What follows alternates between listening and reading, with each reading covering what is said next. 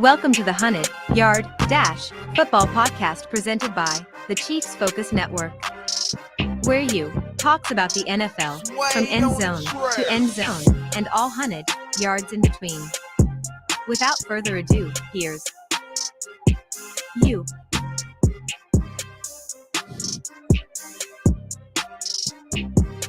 Yo, what it do?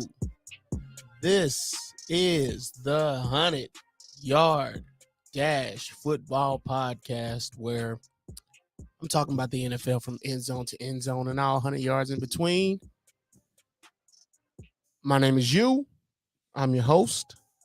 What's happening? What it do? You can find this podcast at most places where you're going to get your podcast. You can find me on Twitch at Chiefs Focus.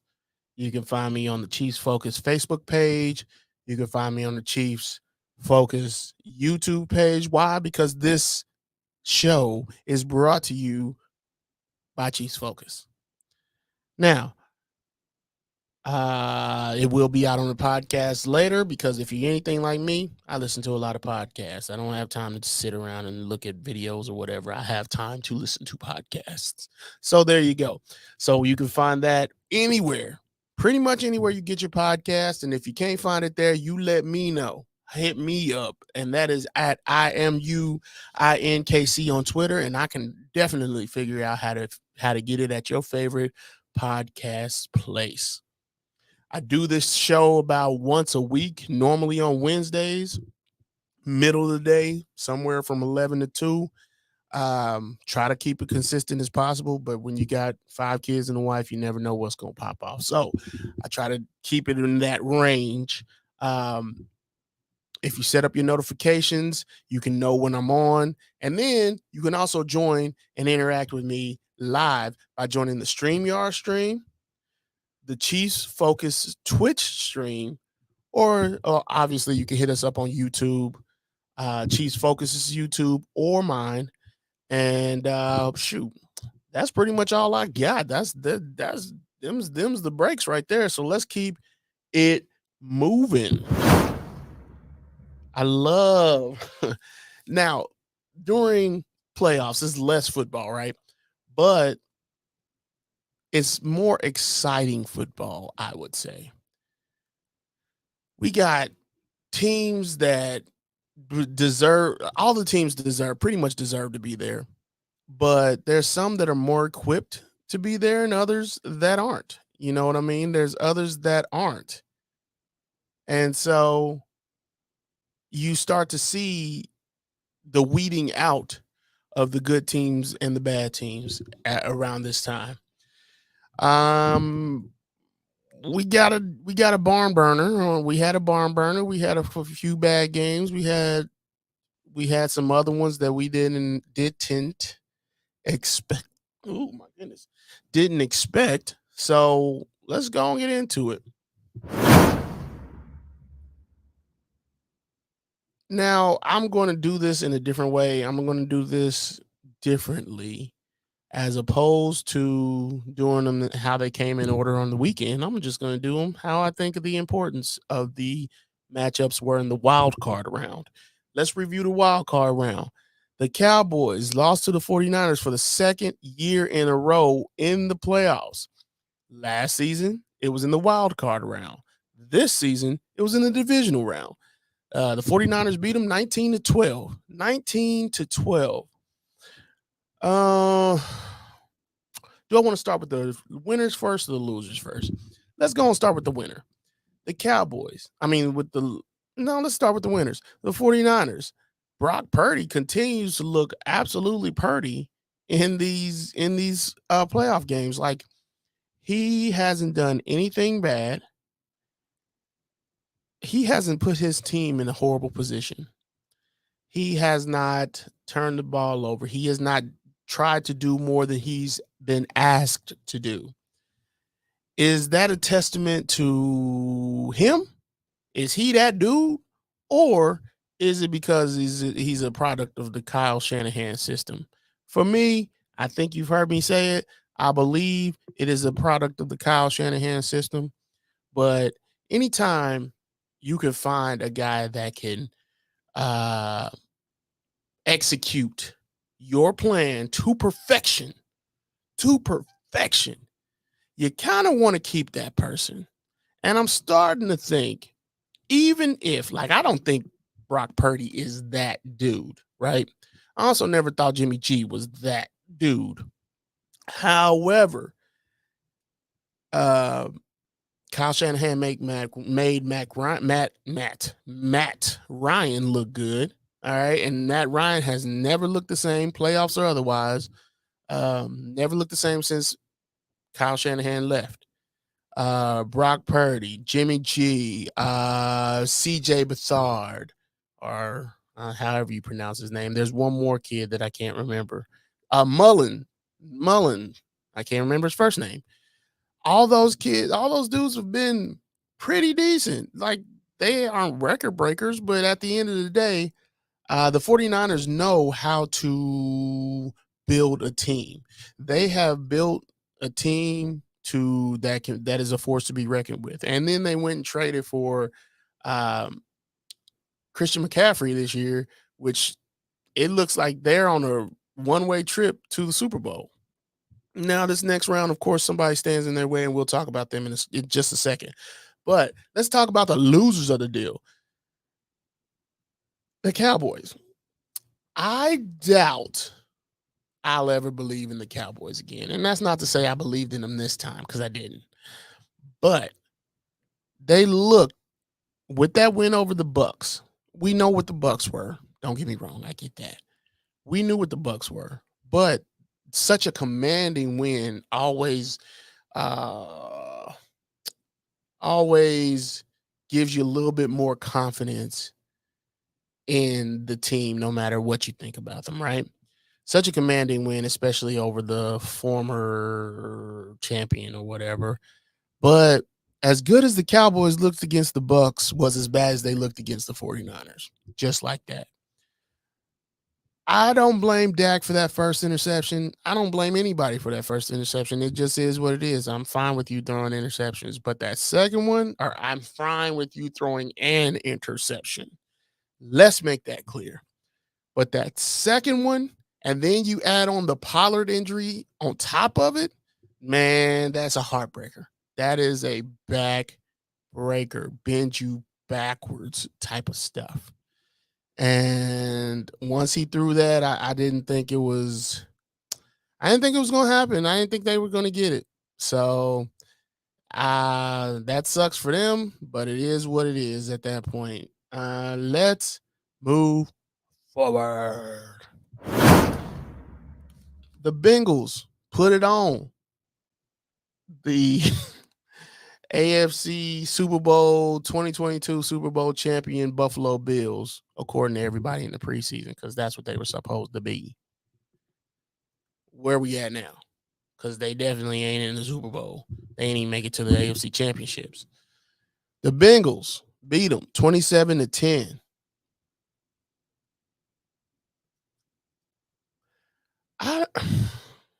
The Bills, so touted all season, and it almost looked as if their offensive coordinator change didn't even make a difference. Looked as if it didn't matter who the offensive coordinator was for Josh Allen. He had turned a corner, and he has been a beast since then. Nah, bro. Nah. Josh Allen, the same dude he been being, but y'all got talent around him, and he's able to do a little bit more as far as his progressions and running is concerned. But Josh Allen is still the same old dude. And if your defense can make him turn back into Josh Allen, he's going to always be Josh Allen. So many things went on in this game, and the Bengals just looked like they were just too much for the Bills. If you the Bills, where do you go from here? And we got all season to talk about this. But the Bills went all in. They got Von Miller, who did not make it to the playoffs at all.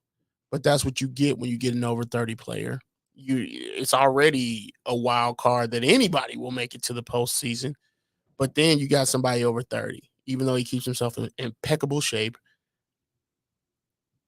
it's not guaranteed. And he didn't make it to the playoffs. And here we are talking about the Bills in the divisional round, i.e., the same thing as last year. They were selling tickets to Atlanta's game, and the Bills can't even make it. So here we are. Now let's talk about the Bengals. Cincinnati, they are getting stronger. And the more you up their confidence, the stronger they get. And Joe looked pretty dang good in this game. Joe Burrow has earned the right to be called Joe Cool. Okay. This is his second straight AFC title game, and this is coming off the backs of losing the Super Bowl. Normally, the Super Bowl losers don't come back that quickly. They normally don't come back that quickly. But here we are. Congratulations to the Bengals. Y'all have quite the quarterback on your hands. Y'all have got yourselves a guy. Obviously, some people were talking like Joe Burrow won't get re-signed. Come on, man. Is that even? I hate talking to people about stupid stuff because that's a stupid conversation. As a dumb ditty conversation, and I will not be privy. I will not entertain it whatsoever because we know they gonna sign this dude. Joe Burrow is I don't know if red or blue chip. Blue, I think it's red. Joe Burrow is a red chip type player, or is a blue chip. I don't know. But he's a purple ribbon all-star. Let's throw that out there. He's a purple ribbon all-star. Not the rap group, but dude's a beast.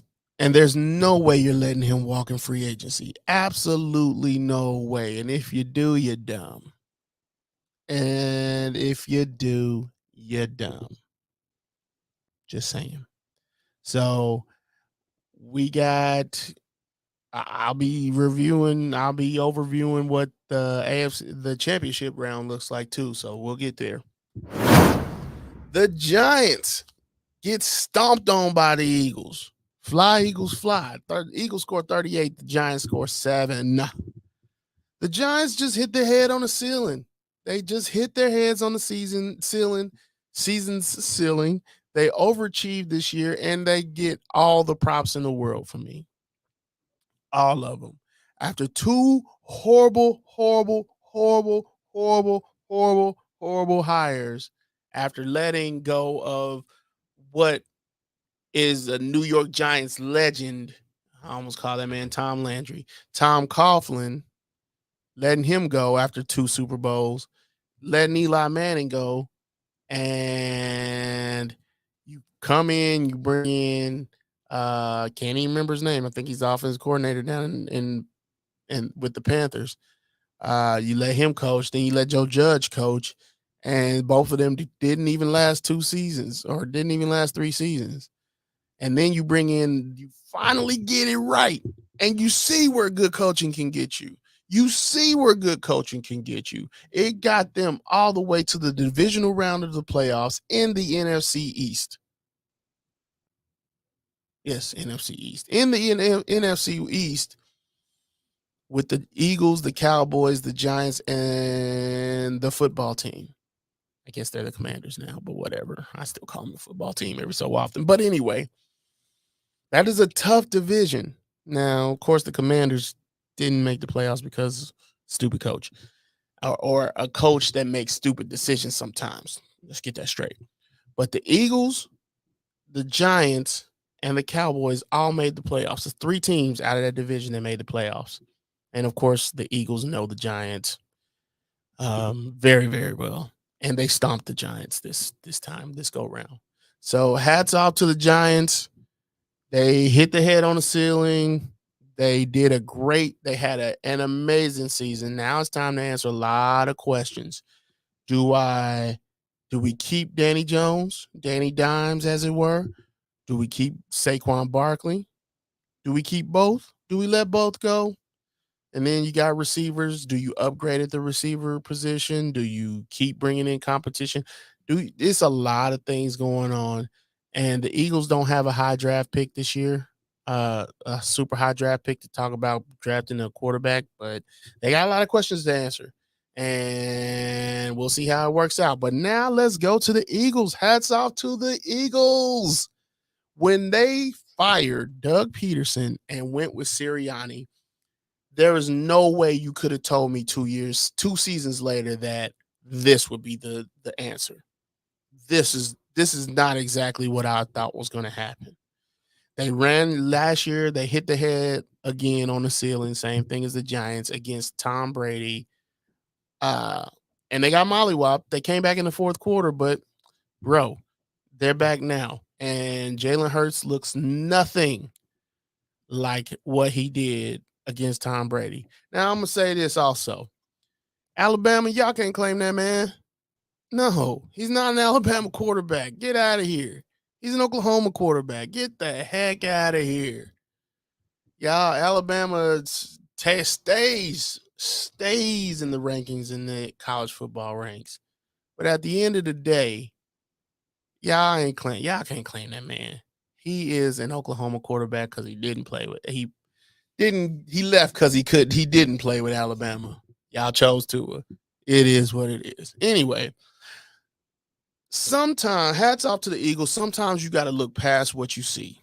The Eagles looked past what they saw. Not only did they believe in Sirianni, but they gave him all the tools he needed to succeed. Like, that's a thing for me. I always wonder, even before I take a job, I try to think about, do they have a good training system? Do they have a good development system? And sometimes that could be your undoing. Because when you have people within the organization that think you are coming for their jobs, then, of course, that's not going to fly well with them. So you got to realize everybody ain't here for you. And here with Sirianni, we saw that they looked past what they saw in a rookie head coach, and they gave him everything he needed to succeed on the second year. You can believe it all you want. You can believe in yourself all you want. But if the resources don't match the belief, it's going to take a longer time for the dream to be achieved. And when Jordan Davis went down, the GM, Howie Roseman, didn't wait for him to come back. They went and got Ndamukong Suh. They went and got Brian Burns. All of that and more without strapping this organization for the future. They didn't just sell it. Like, they pushed all the chips to the middle of the table, but they got chips somewhere under the table too. That is amazing. And hats off to the Eagles, because, boy, they look like a force to be reckoned with right now. They look like a force to be reckoned with. Let's go to the Jags losing to the Chiefs. The Jags lose to the Chiefs. The Chiefs score 27. The Jaguars score 20. In my notes, I put Burrow, and that's not his name. Trevor Lawrence is as advertised. He is absolutely a bona fide number one pick. Congrats on finding your franchise quarterback. There is nothing like finding the franchise quarterback. And the only way I can attest to that is because the Chiefs found theirs. I wouldn't know anything about it had the Chiefs not found their franchise quarterback. But the Jags, y'all got yourself a quarterback, and you need a few more pieces to really be contenders. A big time receiver is what I'm thinking about. I don't even say go get a new receiver. Go get a rookie. Go get a high level rookie that can produce for you and be a force with Trevor Lawrence. And then you keep those other guys, the ones that don't have big, huge cap hits, because you still want to stay as good with the cap as you possibly can. Also, I would either throw one more person on the defensive line or the linebacking system. I would probably go for defensive tackle because Josh Allen, Trevor, I said Trevor, and the kid that they drafted this past year. Those two are beasts, absolute beasts. But you throw another person in there, they could literally overwhelm the competition if you let them. So they got a few more pieces they need to be contenders, and then they're ready. But boy, the Jaguars, they came back with a fight for the Chiefs, especially when Patrick Mahomes went down. But now to the Chiefs, the Mahomes ankle injury, the high ankle sprain, is what everybody's going to talk about. Okay, but he's going to play Sunday. But here's what I want to talk about. If you stay ready, guess what you ain't got to do? You ain't got to get ready. If you stay ready, you ain't got to get ready. Chad Henne is a stay ready all-star. This is the second year in a row he's had to play a series or make a throw to win a crucial game in the playoffs, and not in garbage time, in the playoffs. If you remember, last season, they Patrick Mahomes went down with an injury. I can't even remember to what. And Chad Henne had to seal the game. And he did seal the game against the Browns with a toss to Tyreek Hill for the first down. So he sealed that game. And then here's this year. He marched the Jaguars punter, punted the ball and got them in the 2-yard, within the 2-yard line. And Chad Henne didn't blink an eye, marched right down the field, 98 yards, got a touchdown. Big time stuff. Chad Henne given Sunday, Henne things possible. Let's go. Good job, sir. If you stay ready, you ain't got to get ready. Chad Henne, you a stay ready all-star. Everybody on the team played better after that drive. The defense played better, and it was just a thing. And the Chiefs looked better after they settled down for a little bit. Now let's go to the championship round. So your championship round is now consisting of the Bengals at the Chiefs and the 49ers at the Eagles. So let's go to 49ers at the Eagles. We talking about two teams that match each other so much. Defensive line is on point. The backfield is on point. The linebackers are on point. I just think this is the 49ers and the Eagles seem to be so evenly matched that you never know who could come out of this. It might even come down to coaching. I think that's what it'll come down to. Hopefully we don't see a lot of injuries in this game, but if we do see a lot of injuries, I'm going to side towards the Eagles because I know they have a slew of guys because they went and pick them up between Reddick, Brian Burns, and Dominican Sue, Slay. There's another one. The dude that they got from New York. Cornerback, can't remember. But with all those dudes, they got so many people to plug and play and they've played all year that it's just crazy to think that they might lose, right? I'm not saying they will lose, but they might lose. But I think they got as good of a chance as anybody. The 49ers. With the 49ers, let's forget the 49ers. Not yet. We ain't talking about the 49ers yet. Let's talk about Jalen Hurts. I do not think he will get the MVP just because he missed a few games. Okay? Just because he missed a few games. But Jalen Hurts has played lights out.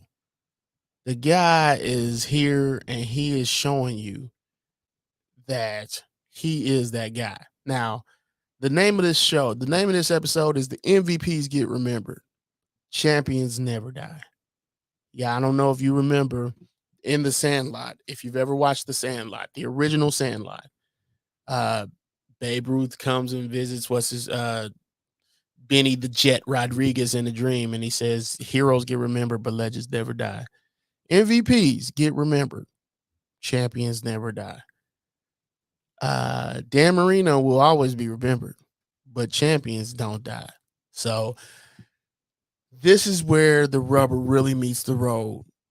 And I had Jalen Hurts in mind when I thought about this. Forget the MVP, bro. Forget the MVP. He's been playing in a way that he could win the Super Bowl, and this team is poised to go to the Super Bowl. So, MVPs get remembered. Champions never die. What else? The Eagles. So the 49ers, of course, they're playing at the top of their game. Brandon Ayuk, John Nicholas Bosa. So Nick Bosa. All those guys down there, Hufanga, Jimmy Ward, Charvarius Ward, opportunistic defenses.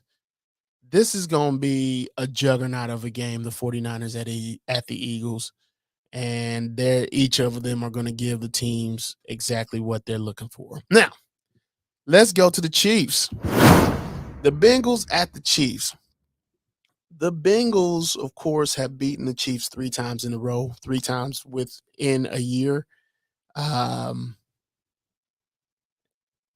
times within a calendar year. That's it. They played them twice. They played them once last season. They played them in the playoffs, and then they played them again within 365 days. And the Chiefs are 3-0. I'm sorry. Did I say 3-0? The Chiefs are 0-3. The Bengals are 3-0 against the Chiefs. There is not a team in the league that has done to the Chiefs what the Bengals currently have done. And of course, they get the right to brag. But of course, you hear them talking about, oh, nobody believes in us, BS, all that stuff. That ain't it. Now, based on how I've seen them play the games, they've all been within 3. Okay, they've all been within 3 points, within 3 points of each other, within 3 points, a field goal, basically. The Bengals absolutely can win this game. They've been getting stronger and stronger as the days go by with this season. I think they rattled off 9 straight, and they playing with all the confidence in the world. And as soon as they realized they could get the Chiefs, they were ready, and they should be. The Chiefs can't come in here thinking about last season. They just can't. It can't be a thing for them. I don't want to hear it. If you plan to win, you got to put all 3 of those losses in the back of your head. Chris Jones can't even think about that whole no sacks in the postseason thing. He's got to get his, and I don't even think he has to get sacked to win this game. I really don't. But it will put a bow on what is a nice season for him, what has been a nice season for him. It will absolutely put a bow on the nice season. But the Chiefs can't go in here thinking that they're going to just do what they've always done in an effort to get to where they've been before. This ain't that team. Okay? The Bengals are playing with all the confidence in the world, and you're going to have to stifle them. Now, of course, we got to talk about the high ankle sprain with Patrick Mahomes. Patrick Mahomes had his knee on the back of his leg in 2019. There's no way you're going to keep him out of this game. No way. Now he's going to have to protect himself. The offensive line is going to literally have to do for him what they did for him last game by not allowing any sacks, because the more he gets sacked, the more they could twist that ankle around, the more they could fall on it. You don't want that. And if you can get him out of here with a win unscathed, then you got 2 weeks to rest up on that ankle. The last game that the Chiefs played against the Bengals, Travis Kelce fumbled that one. It really got ripped out of his hands. Like the games that we're talking about have to be 100%. Not only that, but you got to force them to do things. That means you can't just sit here and tackle them. You have to rip the ball out too. And that's one of the things that frustrates me about the Chiefs. Everybody's ripping the ball out of y'all, but y'all defense ain't ripping the ball out from nobody else. What the heck's up with that? I don't get it. I don't understand it. Spags, what are you doing? But I think this, as far as if who I'm going to highlight, who I'm going to spotlight, let me spotlight one person in each of these games who I think has to have a good game. For the 49ers, I believe the 49ers, Charvarius Ward has to have a good game. Charvarius Ward has to have a good game. He doesn't have to be a shutdown corner in the 49ers, but he has to have a good game. Solid tackling, solid coverage, minimal flags in order to win this game. The Eagles, I believe that defensive front, Ndamukong Suh, Hassan Reddick, all those guys have to get to the quarterback and frustrate Brock Purdy. I can't just call one person out with the Eagles. I need the defensive line has to be who has to be in Brock Purdy's face, because you need to get pressure from everywhere. Because if you get Brock Purdy comfortable and Shanahan sees he's comfortable, you're going to see better play calling. For the Bengals, I have to say that Eli Apple is the weakest link, and we all know that he's been the weakest link. But he's right there along with everybody. His team can win, and he knows that. He knows it. But he's going to have a good game. He might have to have a takeaway of Patrick Mahomes if they expect to win. I'm not saying if they win and if he plays a bad game, they don't win. I'm not saying that, but I do think he is one of the weaker links in that team, and we'll see what happens on that. For the Chiefs, the defensive line, not just Chris Jones. I'm also talking about Carlos Dunlap, if I'm not mistaken, the former Bengal. I'm also talking about the rookie Karlaftis, who had a good season this year. I'm talking about Colin Saunders. I'm talking about Derek Nottie. All those guys on that defensive line, and Spags as the play caller. You're going to have to figure out how to dial up pressure without sending blitzes from everywhere. You're going to have your time to do that, but you can't do it all the time because Joe Burrow will carve you up. Treat him like other teams treat Patrick Mahomes. Get pressure with 4. Stop it. That's all I'm saying. But that's pretty much all I got for today. I appreciate everybody listening and coming through, hanging out with me. This is going to be a great weekend. Hold on. Looks like we got a comment somewhere. What's up, Diggs BTW7? What is going on? I appreciate you listening. And I'm glad you're joining us, and I want you to keep joining us, because we're gonna keep doing this thing during the off season. I will continue this during the off season. I might take a week or two off here and there because there's not much going on during the month of February, but I do have a feeling that there will be some trade talks with certain organizations. I'm interested to see how the Bills react to this. I'm interested to see how the Cowboys react to this. The Jags will probably make some moves. Want to know what Washington's going to do. Surprised they kept Ron Rivera. But they got plenty of moves to make.